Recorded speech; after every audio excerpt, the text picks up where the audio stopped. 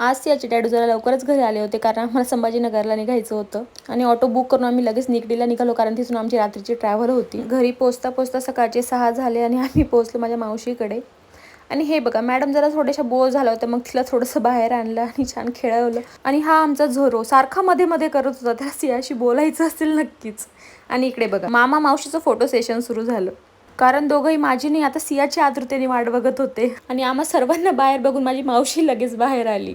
बाल्कनीमध्ये सकाळी 2-3 तास झोरोसोबत कसे गेले काही कळालंच नाही. इकडे काय चाललंय बघा, झोरो सारखा शोधत असतो कोणी इकडे येईल का, मग मी त्याच्यावर भुंकतो. मग नंतर मस्त असं छानसं जेवण केलं कारण आम्हाला जायचं होतं माझ्या माहेरी पिशोरला. सियाच्या मावशीने एवढं सुंदर असं रेडी केलं सियाला आणि हे काय खेळता खेळताच पडली. नंतर अजून थोडंसं फोटो सेशन झालं. सियाचे डॅडा कुठेच दिसत नाही कारण ते फक्त आम्हाला सोडण्यासाठी संभाजीनगरला आले होते आणि ते लगेचच रिटर्न गेले.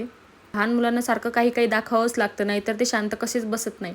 गाडी थोडीशी शांत बसली आणि परत रडायला लागली. मग आम्ही थोडंसं खाली उतरलो, थोडंसं फ्रेश झालो आणि सियालाही थोडंसं खेळलो, पण आमचं रडणं चालूच होतं. असंच रडत रडत आम्ही पोहोचलो. तर भेटू नेक्स्ट ब्लॉगमध्ये, तोपर्यंत बाय.